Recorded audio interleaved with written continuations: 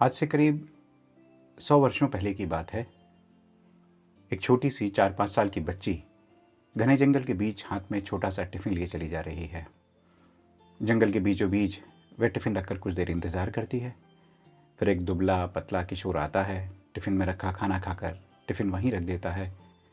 वह बच्ची उसे प्रणाम करके टिफ़िन वापस लेकर चली जाती है। यह सिलसिला यूं ही बरसों चलता है। कड़ी धूप, कड़ाके की सर्दी, तेज बारिश के बीच भी वह बच्ची नियम से इस किशोर के लिए भोजन लाती रहती है। दोस्तों, अद्भुत ज्ञान गाथा की इस कड़ी में आपका स्वागत है। पिछली बार जैसा हमने कहा था, इस कड़ी में हम भगवान नित्यानंद के एक विशेष भक्त की चर्चा करेंगे।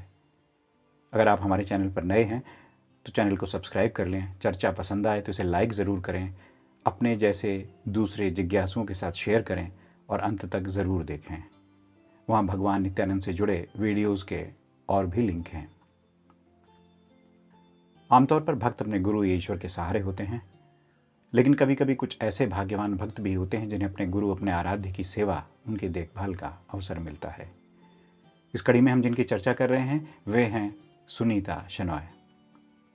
सुनीता शेनॉय भगवान नित्यानंद के उन भक्तों में से एक हैं जो उनके शुरुआती वर्षों से लेकर उनकी लीला समाप्त होने के बाद तक हर महत्वपूर्ण घटना के साक्षी रहे हैं।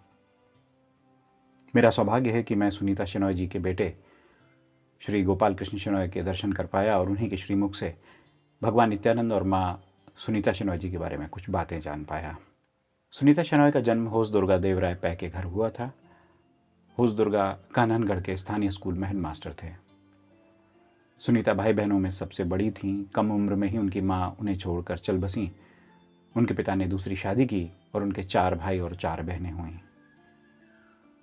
होसदुर्गा देवराय पै काननगढ़ में बड़े बाबा के शुरुआती भक्तों में से एक थे। भगवान नित्यानंद देवराय को मास्टर कहकर बुलाते थे। उन दिनों बाबा कान्हनगढ़ की गुफाओं में बैठा करते थे। हेडमास्टर हर रोज बाबा के पास नाश्ता या दोपहर का भोजन भेजा करते थे। सुनीता शेनॉय उस समय बहुत छोटी थीं और उन्हें ही हर सुबह भगवान नित्यानंद को भोजन पहुंचाने का काम सौंपा गया था। उनके घर से काननगढ़ आश्रम का रास्ता बहुत लंबा था और उनका स्कूल वहाँ से तो और भी दूर था। इतनी छोटी उम्र के बच्चे के लिए ये जिम्मेदारी बहुत सुखद तो नहीं थी, लेकिन बड़ों के आदर से बंधी सुनीता यह काम बिना किसी शिकायत के करती और हर सुबह भगवान नित्यानंद की सेवा के लिए इस मुश्किल सफ़र पर निकल पड़ती। भगवान नित्यानंद उस समय किशोर थे और अवधूतावस्था में रहा करते थे। वह भी कभी हर रोज़ एक जगह पर नहीं मिलते थे। अक्सर सुनीता को या तो उन्हें खोजना पड़ता था या फिर जब तक इंतज़ार करना पड़ता था जब तक वह खुद ही प्रकट नहीं हो जाते थे। कभी कभी ऐसा भी होता था कि वह देर तक इंतज़ार करती और बाबा नहीं आते। ऐसे में वह भोजन का डिब्बा रखकर स्कूल चली जाती थी। सुनीता के परिवार की आर्थिक हालत बहुत अच्छी नहीं थी। इसके बावजूद वह हर रोज़ किसी न किसी तरह भोजन की व्यवस्था करके उसे बाबा के यहाँ पहुँचाती थी। उनकी आस्था मीराबाई जैसी थी। भगवान नित्यानंद को भोजन पहुँचाने में कोई भी चीज़ उनके लिए बाधा नहीं बन पाई। कभी कभी ऐसा भी होता था कि जब बाबा भोजन करने के बाद खाली डिब्बा ज़मीन पर रख देते तो कोई उसे चुरा ले जाता। जब सुनीता वापस लौटती तो उन्हें वह डिब्बा वहाँ नहीं मिलता। बाबा उस समय एक छोटे से पतले दुबले किशोर थे। वे जंगल में घूमते रहते थे। कभी कभी वे गांव में आ जाते और गांव के बच्चों को मिठाई बांटते थे। कुछ लोग उन्हें पागल कहते, उन्हें परेशान करने के लिए उन पर पत्थर फेंकते थे, लेकिन बाबा हमेशा अपने भीतर व्याप्त परम अस्तित्व में ही खोए रहते और बाकी लोग उनके बारे में क्या सोच रहे हैं, उनके साथ कैसा बर्ताव कर रहे हैं, इसका उन पर कोई असर नहीं पड़ता था। हेडमास्टर पै की सभी लोग बड़ी इज्जत करते थे। खुद इनके पिता भी तिरुपति बालाजी के बहुत बड़े भक्त थे और भजन गाने के लिए गांव भर में मशहूर थे। हेडमास्टर को भगवान नित्यानंद में अलौकिक झलक दिख गई थी, इसलिए वह बाबा के उस समय ही भक्त बन गए जब बाबा एक छोटे से बालक थे। धीरे धीरे भगवान नित्यानंद की चर्चा फैली। लोग उनके दर्शन करने के लिए आने लगे। दर्शनार्थियों की सुविधा के लिए कान्हनगढ़ आश्रम बना। उन दिनों कान्हनगढ़ एक छोटा सा गांव था और वहाँ खाना खाने के लिए होटल वगैरह नहीं थे। लोग लंबा सफ़र करके बाबा के दर्शनों को आते थे, लेकिन ना तो आश्रम और न ही गाँव में खाने पीने की कोई व्यवस्था थी। बाबा लोगों को होसदुर्गा देवराय पै के घर ये कहकर भेज देते थे कि जाओ मास्टर के घर जाकर भोजन कराओ। अक्सर हेडमास्टर साहब की पत्नी यह देखकर चौंक जाती थी कि बिना किसी पूर्व सूचना के 10-15 लोग मुंबई इत्यादि स्थानों से उनके दरवाजे पर भोजन के लिए आ गए हैं। इनको भगवान नित्यानंद भेजा करते थे। ऐसे में मास्टर भोजन अवकाश इंटरवल के दौरान स्कूल से घर वापस आकर अपनी पत्नी की सहायता करते थे। वह किसी न किसी तरह चावल सब्जियों का इंतजाम कर लेते थे और मेहमानों का पेट भर जाता था। जब मेहमान खा लेते थे उसके बाद ही मास्टर का पूरा परिवार भोजन करता था। हालांकि मास्टर बहुत धनी नहीं थे, लेकिन उनके घर से श्रद्धालु कभी खाली पेट नहीं लौटते थे। इसे वे बाबा की सेवा के तौर पर देखते थे। इस तरह से भगवान नित्यानंद ने देवराय पे की श्रद्धा और दृढ़ता की परीक्षा ली। मेहमानों को भोजन कराने की सेवा 1920 में शुरू हुई। भगवान नित्यानंद के काननगढ़ छोड़ने के बाद श्री जनानंद स्वामी के महासमाधि यानी साल 1982 तक ये सेवा जारी रही। इसके बदले में पूरे परिवार को भगवान नित्यानंद का आशीष मिला। जब भगवान नित्यानंद गणेशपुरी आश्रम स्थित कैलाश भवन में रहते थे, उस समय दीवार पर आले में कृष्ण की चंदन की एक छोटी सी मूर्ति रखी रहती थी। यह बाल कृष्ण का बड़ा सुंदर स्वरूप था, जिसमें उन्होंने दाहिने हाथ में मक्खन का एक टुकड़ा ले रखा है और बाएं हाथ में बांसुरी। गोलमटोल बालकृष्ण के बाल एक मोरपंख के आसपास चोटी के रूप में बंधे हुए हैं। इस मूर्ति का चेहरा बहुत तेजयुक्त है। बड़े बाबा इस नन्ही मूर्ति से खेला करते थे, भगवान कृष्ण को भजन सुनाया करते थे। वह अपने हाथों से इस मूर्ति पर चंदन के तेल का लेप लगाया करते थे। एक दिन ये मूर्ति दीवार से गिर गई और उसका एक हाथ टूट गया। भगवान ने ये मूर्ति रघुनाथ शनाय को सुधरवाने को दे दी। मूर्ति सुधरवाने के बाद रघुनाथ ने इसे वापस बाबा को लौटा दिया, लेकिन बाबा ने रघुनाथ से कहा कि वह इस मूर्ति को अपने ही पास रखें। रघुनाथ इसे रखने में डर रहे थे, क्योंकि पारंपरिक मान्यता के अनुसार खंडित मूर्ति घर में नहीं रखी जाती है। भगवान नित्यानंद ने उन्हें भरोसा दिलाया कि कृष्ण हमेशा पूर्ण है और घर में ये मूर्ति रखने से उनका कोई नुकसान नहीं होगा। सच तो यह है कि बाबा की अलौकिक शक्ति ही इस मूर्ति में समा गई थी।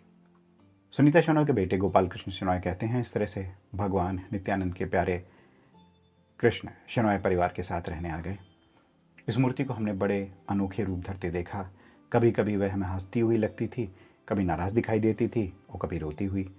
जब वह रोया करती थी तो माँ उसे चम्मच से दूध पिलाती थी। दूध पीने के बाद कृष्ण मुस्कुराने से लगते थे। चंदन का तेल लगाते रहने से हल्के भूरे रंग की वह प्रतिमा धीरे धीरे गहरे भूरे रंग की हो गई, ठीक भगवान नित्यानंद के रंग की तरह। पीछे से वह मूर्ति बाबा की ही प्रतिमा लगती थी। इस तरह भगवान नित्यानंद बाल कृष्ण के रूप में हमारे घर पधारे। एक और कथा है कि कैसे भगवान नित्यानंद का विशाल चित्र मुंबई में सुनीता शनॉय के यहाँ पहुंचा और वहीं का होकर रह गया। साल 1959 में वह गणेश चतुर्थी का मौका था। इस समय पर देश भर में लोग भगवान गणेश की पूजा के लिए मिट्टी की मूर्तियां बनाते हैं। एक दोपहर को किसी ने सुनीता शनॉय के घर के दरवाजे पर दस्तक दी। देखा तो बाहर सुवर्णा खड़े थे। सुवर्णा भगवान नित्यानंद के शिष्य थे, पेशे से फोटोग्राफर। सुवर्णा ने सुनीता से कहा, मैं बाबा का लाइफ साइज फोटो ले आया हूँ, रघुनाथ शनॉय इसे ले जाकर कान्हनगढ़ में स्थापित कर दें। रघुनाथ सुनीता शनॉय के पति थे। बड़े बाबा उनसे भी बहुत स्नेह करते थे। बच्चे उस विशाल फोटो को घर में ले आए और ड्राइंग रूम के पास वाले हॉल में रख दी। गोपाल कृष्ण बताते हैं, वह इतनी विशाल और जीवंत थी, मानो लगता था कि भगवान नित्यानंद हमारे हॉल में बैठे हैं। सोना ने यह फोटो खासतौर पर कान्हनगढ़ आश्रम के लिए बनाई थी। कई दिनों तक यह गणेशपुरी आश्रम के कैलाश भवन में टंगी रही थी। भगवान नित्यानंद ने ही इस फोटो को ले जाने की मंजूरी दी थी। उन दिनों में उतने बड़े साइज का फोटो बनाने के लिए काफ़ी तकनीकी कुशलता की ज़रूरत पड़ती थी। जब सुनीता शनॉय ने फ़ोटो देखा तो अवाक रह गई और थोड़ी परेशान भी हुई। एक संत का पूर्णाकार फ़ोटो रखने की अपनी जिम्मेदारियां थीं। इसके लिए हर रोज़ पूजा करनी होती और प्रसाद के रूप में पवित्र भोजन का भोग लगाना पड़ता। घर में भगवान नित्यानंद की फ़ोटो होने का मतलब था कि घर में रहने वाले हर शख्स को पवित्र जीवन व्यतीत करना होगा। इन सब बातों पर विचार करने के लिए सुनीता के पति रघुनाथ शनॉय गणेशपुरी गए और बड़े बाबा से उस फोटो को कान्हनगढ़ आश्रम ले जाने की अनुमति मांगी। बड़े बाबा ने उन्हें झिड़कते हुए पूछा, तुम्हें क्या चिंता हो रही है? फिर एक दिन हेडमास्टर देवराय पे मुंबई आए। वह उस फोटो को अपने साथ कान्हनगढ़ ले जाने के लिए मान गए, लेकिन अचानक उनकी योजना बदल गई और वह इस फोटो को अपने साथ नहीं ले जा पाए। इसके बाद स्वामी मुक्तानंद ने उस फोटो को अपने साथ कान्हनगढ़ ले जाने की कोशिश की। हर बार जब भी कोई उस फोटो को अपने साथ ले जाने की तैयारी करता, पूजा करवाई जाती, विदा के तौर पर बड़े बाबा को मिठाइयों का भोग लगाया जाता। बच्चे उस समय बड़े खुश होते थे क्योंकि उन्हें मिठाई खाने को मिलती थी। इसलिए एक बार फिर इस आशा में पूजा और तमाम तैयारियां की गई कि स्वामी मुक्तानंद इसे कान्हनगढ़ आश्रम में ले जाने में कामयाब होंगे। उन्हें दोपहर में आना था, सभी उनका इंतज़ार करते रहे। फिर बाद में पता चला कि स्वामी मुक्तानंद स्टीमर से चले गए, इसलिए वह फ़ोटो अपने साथ नहीं ले जा पाए। बस उसी दिन उसी समय सुनीता ने फ़ोटो को देखकर ऐलान कर दिया, अब आप कहीं नहीं जाओगे, अब आपकी स्थापना मेरे घर में इसी जगह होगी।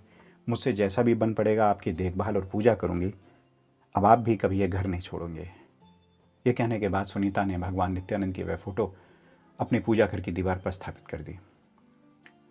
गोपाल कृष्ण कहते हैं, इस तरह भगवान नित्यानंद हमेशा के लिए हमारे घर में रहने के लिए आ गए। बाबा वहाँ बहुत सुंदर लगते थे। उस फोटो ने हमारे घर में बाबा की इतनी कृपा बरसाई कि हमारे घर के पास से गुजरते लोग खिड़कियों पर लगे पर्दे हटाकर बाबा को नमस्कार करते थे। हर दिवाली पर बाबा की सुनहरी पादुकाएं एक टेबल पर उनके चरणों में रख दी जाती थीं। इसके बाद दिवाली के 15 दिन बड़ी श्रद्धा के साथ मनाए जाते थे। इस तरह घर में बालकृष्ण, बाबा के लाइफ साइज फोटो और उनकी सुनहरी पादुकाओं का बड़ा दिव्य संयोग बन गया था। बड़े बाबा के इस तरह स्थापित होने से सुनीता का घर एक मंदिर बन गया था। सुनीता ऐसे रहती थीं जैसे बाबा नित्यानंद हमेशा उनके घर में ही मौजूद हों। हर सुबह कॉफ़ी का एक गिलास बाबा की विशाल फोटो के सामने रख दिया जाता। दोपहर का पूरा खाना और रात को डिनर उनके सामने रख दिया जाता। हर रोज़ पानी से भरा हुआ एक पात्र भी अर्पित किया जाता। भगवान नित्यानंद को भोजन अर्पित करने के बाद ही सब भोजन लेते थे। हर शाम सब भजन गाते, आरती की जाती। इस तरह एक माँ, पत्नी और मित्र के रूप में अपने सभी कर्तव्यों को पूरा करते हुए सुनीता ने पूर्ण समर्पण से अपनी आध्यात्मिक साधना जारी रखी। बड़े बाबा की कृपा हमेशा उन पर बरसती रही। भगवान नित्यानंद के प्रति समर्पण की वजह से अपने समाज में सुनीता का बड़ा आदर था। जब कभी लोगों को कोई समस्या होती या वे परेशान होते तो वह बड़े बाबा से उनके लिए प्रार्थना करती और उनकी समस्याओं को मुक्त कराने के लिए भगवान नित्यानंद को एक सुंदर माला अर्पित करती। अगर कभी सुनीता को कोई समस्या होती या उनके बच्चों के जीवन की गाड़ी ठीक से नहीं चल रही होती तो वे भगवान नित्यानंद की कृपा पाने के लिए माला बनाती। सुनीता बाबा की सेवा के रूप में सदैव औरों की सेवा करती थीं। कोई भी उनके घर से बिना भोजन या कोई और आशीर्वाद लिए नहीं जाता था। उन्होंने ये सेवा अपने पिता हेडमास्टर होस दुर्गा देवराय पै से सीखी और मुंबई के अपने घर में इसका और कड़ाई से पालन किया। दूसरों की सेवा करके वह भगवान नित्यानंद की ही सेवा कर रही थीं। सुनीता शनॉय गौड़ा सारस्वत ब्राह्मण थीं। गौड़ा सारस्वत समुदाय के एक धर्म गुरु काशी मठ से हैं। इस मठ के गुरु अक्सर अपने भक्तों के सिर पर चरण रखकर उन्हें आशीर्वाद देते हैं। 1961 की बात है। एक दिन भगवान नित्यानंद कैलाश में अपनी प्रिय कुर्सी पर बैठे थे। सुनीता उनकी कुर्सी के पास बैठी थी। बाबा इशारे से बार बार पूछ रहे थे कि उनकी क्या मनोकामना है, लेकिन सुनीता ये इशारे नहीं समझ पाई। भगवान नित्यानंद जानते थे कि वह बहुत जल्द महासमाधि लेने वाले हैं, इसलिए वह उस व्यक्ति की मनोकामना पूरी करना चाहते थे जिसने सारी उम्र बड़ी लगन से उनकी सेवा की थी। उन्होंने अपना हाथ सुनीता की तरफ बढ़ाया। सुनीता ने उनके हाथ को अपने दोनों हाथों से पकड़कर अपने सिर से स्पर्श करा दिया। उन्होंने मन ही मन अपनी मनोकामना कही, मेरा घर हमेशा भरा पूरा रहे, मेरे बच्चे हमेशा समृद्ध और संतुष्ट रहें। इससे ज़्यादा एक माँ अपने बच्चों के लिए क्या चाहेगी। बाबा ने अपना पैर उठाया और उनके चेहरे को स्पर्श किया और इस तरह उन्हें उसी तरह आशीर्वाद दिया जैसे उनके धर्मगुरु देते। भगवान नित्यानंद के साथ सुनीता का यह आखिरी बार संपर्क था। उन्होंने उस माँ के मन की इच्छा पूरी कर दी जो उम्र में तो उनसे छोटी थी, लेकिन बाबा की सेवा एक माँ की तरह की थी। ऐसी थी सुनीता शनॉय की महानता। वह इस दुनिया में अपनी जिम्मेदारियों का निर्वाह भी करती रहीं, साथ ही साथ भगवान नित्यानंद के आशीष से अपनी आध्यात्मिक यात्रा भी पूरी करती रहीं। अपने परिवार और अपने समाज के प्रति कर्तव्यों का पालन करना भी उनकी आध्यात्मिक उन्नति का ही हिस्सा था। अपने कर्तव्य करते हुए भी भगवान की सेवा की वह अनूठी मिसाल थी। एक बार जब वह गणेशपुरी गई तो बड़े बाबा ने सुनीता को 4 खानों वाला एक छोटा सा स्टील का डिब्बा दिया था। उन्हें फ़ौरन याद आ गया, जब वे बहुत छोटी थीं तो बाबा के लिए एक छोटे से डिब्बे में खाना ले जाती थीं। एक दिन स्कूल से लौटी तो देखा कि उनका डिब्बा किसी ने चुरा लिया है। चूँकि उनका परिवार गरीब था, इसलिए वह तुरंत उस डिब्बे की जगह दूसरा डिब्बा नहीं खरीद पाई थी और आज भगवान ने उस नुकसान की भरपाई कर दी थी। सन 1971 की 22 जून की बात है। स्वामी नित्यानंद को उस महासमाधि लिए 10 बरस गुजर चुके थे। सुबह से बारिश हो रही थी और बारिश 23 जून की शाम तक चलती रही। पिछले 50 साल में उस दिन सबसे ज़्यादा बारिश हुई थी। सुनीता के 6 बच्चे घर में इकट्ठा थे। उनके पति के अलावा बड़े बाबा के एक और शिष्य कामत का भी पूरा परिवार वहाँ था। 2 दिन पहले एक हाथी घर के पास से गुजरा था। सुनीता ने जोर देकर कहा कि हाथी को गुड़ और गेहूं खिलाए जाएं। एक गाय अपने बछड़े के लिए रंबाती इधर उधर दौड़ रही थी। यह इस बात का प्रतीक है कि माँ अपने बच्चे से अलग हो रही है, इसलिए सुनीता ने कहा कि इस गाय को भी खिलाया जाए। असल में ये सारे चिन्ह इस बात के भी प्रतीक थे कि एक दिव्य आत्मा अपने शरीर को छोड़ने की तैयारी कर रही है। सुबह 9 बजे की बात है। सुनीता शनॉय सो रही थी। अचानक वह जाग गई और बोली, ओह, जनानंद स्वामी घर में आए हैं, उनके चरणों में सादर प्रणाम। कुछ देर बाद उनकी बातों से पता चला कि उनके पिता भी वहीं हैं। वह कह रही थी, देवराय हेडमास्टर आए हैं, मैं उनके चरणों में अपना सिर रखती हूँ। उन्होंने इससे पहले कभी अपने पिता को उनके नाम से संबोधित नहीं किया था, लेकिन उस दिन वह एकदम अलग अवस्था में थी और अपने पिता को केवल भगवान नित्यानंद के शिष्य के रूप में देख रही थी। इसके बाद उन्होंने चिल्लाकर कहा कि घर की सभी खिड़कियाँ पूरी तरह खोल दी जाएं। उनकी आत्मा बाहर जाने की राह तलाश रही थी। गोपाल कृष्ण शनॉय कहते हैं, जल्दी मेरी माँ अपने सभी प्रियजनों की मौजूदगी में स्वर्ग से धार गईं। उस समय जैसे देवता भी रो रहे थे और अपने आंसुओं से मुंबई को भिगो रहे थे। सुनीता शनॉय ने भविष्यवाणी की थी, मेरे मरने के बाद मेरी अस्थियां समुद्र में बह जाएंगी, और इतनी बारिश हुई थी कि वास्तव में उनके अवशेष बहकर समुद्र में पहुंच गए। इस तरह सुनीता शनॉय भगवान नित्यानंद की प्रथम शिष्य, काननगढ़ के होसदुर्गा देवराय पै की बेटी रघुनाथ शनॉय की पत्नी ने 23 जून 1971 को इस दुनिया से विदा ली, अपने प्रभु भगवान नित्यानंद के महासमाधि लेने के 10 साल बाद। तो ये थी भगवान नित्यानंद के उस भक्त की कहानी जिसने कभी खुद भगवान नित्यानंद की माँ की तरह देखभाल की थी। आपको कैसी लगी? नीचे कमेंट ज़रूर कीजिएगा। एक बार फिर याद दिलाते हैं, लाइक और सब्सक्राइब करना न भूलें। अगली बार किसी और भक्त की कहानी के साथ मिलते हैं। तब तक के लिए धन्यवाद।